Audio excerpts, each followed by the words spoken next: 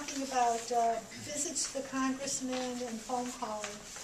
And we did a lot of that before the election on the healthcare issue and some other things. So you never know when you're going to have to do it again. You know, as issues come up, the election is the focus now, but you never know from day to day what's happening in Congress and what they're going to pull next, and what people you'll have to get in contact. So I just wanted you to know our experience was, and a lot of this is written down, is what we discovered was putting in *67 before you made the call to your congressman. Because if you were talking about the health care issue, you know the kind of candidates, you know the kind of congressmen we have in Illinois. You're not going to get too far with Burris and Durbin. So we had to go out of Illinois, and we had to do the other states. We didn't want them to know that we were not their constituents, because they have their idea is to blow you off if you're not the constituents. But they don't think about their vote affecting you in Illinois, even though they're in West Virginia. So we have to think about it even if they don't. So that's how we would approach it, and we would call. The lines are so busy, and sometimes when an issue comes up, they're just clogged with phone calls. So we tried calling the local offices. They still have to mark down by law the calls that come in for an issue or against an issue. So we would call the outlining local offices, and we put in *67 so they would know that I live in Illinois when I'm calling West Virginia. And usually you get a staffer, you know, and I don't know if you've done calling. It was a scary thing for a lot of people if they've never done it before. But what you usually get is a staffer. You're not going to get the congressman. I mean, it's rare. It is possible, and it does happen, but it's rare. And so it's an intern or somebody who's just taking the information down. So our suggestion to you is we want to teach the staffers also, because they're young people. They don't know any better. I mean, they haven't walked through life and had life experiences. So our suggestion was to choose maybe one sentence that was riveting and spoke to the issue. You know, for instance, in healthcare, they were taking $500 billion away from Medicare and putting it on the front line. They might make a statement like that and how much you oppose it, if that was the issue you're calling for. Then go in and tell them how you want the congressman to vote. Then they'll ask you for your name, and they'll want your telephone number, your address.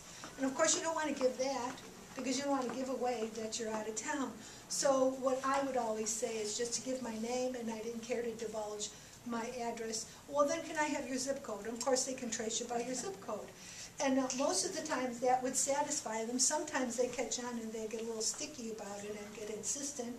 But you don't have to give in. Let them wonder. Let them wonder what happened.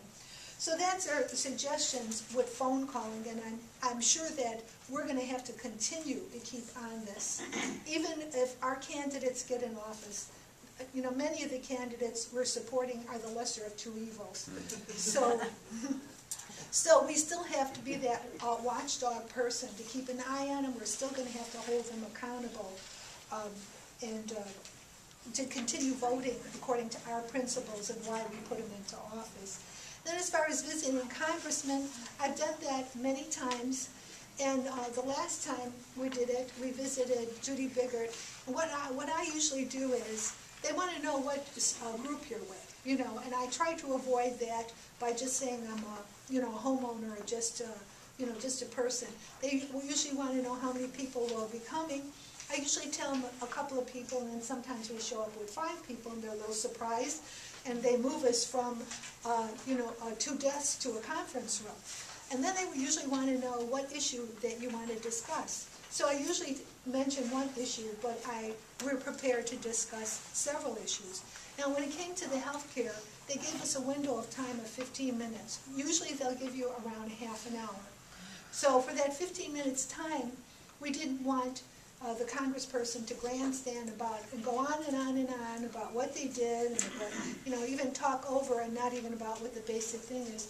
So we just asked if they would allow us to make a statement. There were like 5 of us, went around the room, made a statement.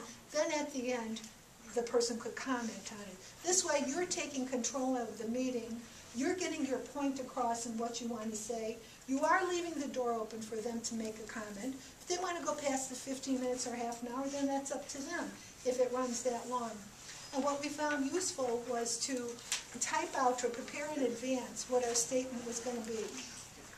And then read from it, or you can just talk from it, but give them the issue once you leave, because if you've got 5 people there and they're saying 5 different things, I don't know how interested they really are in hearing what you have to say. Maybe they are. And if they even are interested, are they going to remember everything that was stated there? What's going to stick in their mind? So when you hand them this written sheet of paper that each one has prepared when they make a statement, if they are diligent about collecting information, they can take that back and share it with their staffers. They can put it in their pile. So we found that that was very, very helpful. And when it comes to petitioning, it's pretty well written here, a good handout. And I don't know how much of that is going to take place between now and November, but this is valuable information in general, because I'm assuming that all of you are interested in what's going on in government. And you're not here for the shortfall. You're not here just for this election or the election in April, because you see the peril that our government is in, our country is in. So hopefully you want to stay with it. So there'll be a time when you will use this information about petitioning, and there's a lot of good common sense reasoning there about standing in a place that's high profile, by approaching people and saying, can I just have 2 minutes of your time? Because people usually don't want a lengthy dialogue. You know, it's a busy Saturday and they're in between errands. But if you just suggest a couple minutes of their time, they're usually good about saying, okay, I'll stop for that. And so make it short and sweet and to the point. And then there are other points there too. Now, that was supposed to be my part. And faxing, well, faxing is just like letter writing. You know, if you've written a letter to the editor, or if you were going to make a phone call, instead of making the phone call and getting your point across, if you're asking to vote against a House bill or a Senate bill, if you critique that by writing down a paragraph and faxing it, that would be the same thing. That would be the same type of approach. But I did want to tell you, though, and this is not exactly in my area of speaking, that we are going to canvass the neighborhood on Saturday. We're preparing, a group of us in Lemont, to hit the street.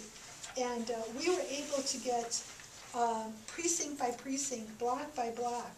This is what it looks like. And on here, they're able to tell you whether a person voted in the Republican Party, because it seems like those are the candidates we're supporting. We'd love to find a Democrat that we could support that would have our ideas and principles, but so far, you know, I don't know of anyone who's been able to. You know, I hate to, and my Tea Party group hates to say we're just there to support the Republicans. We'd like to support both sides of the aisle if they were worthy and candidates that had integrity. But unfortunately, we don't see that at this moment, and maybe it'll happen. Maybe it'll turn around. So we went to our local committeemen, and we got the mapping for our town, and they give it to you street by street, and they're able to identify as you go to a house if they're a registered Republican or independent, whether they voted one time in an election, or 2 out of 4 times, or 3 out of 4 times, or 4 out of 4 times. So there's some good information there that you can get, and they will give you a map of the area that will help you to move.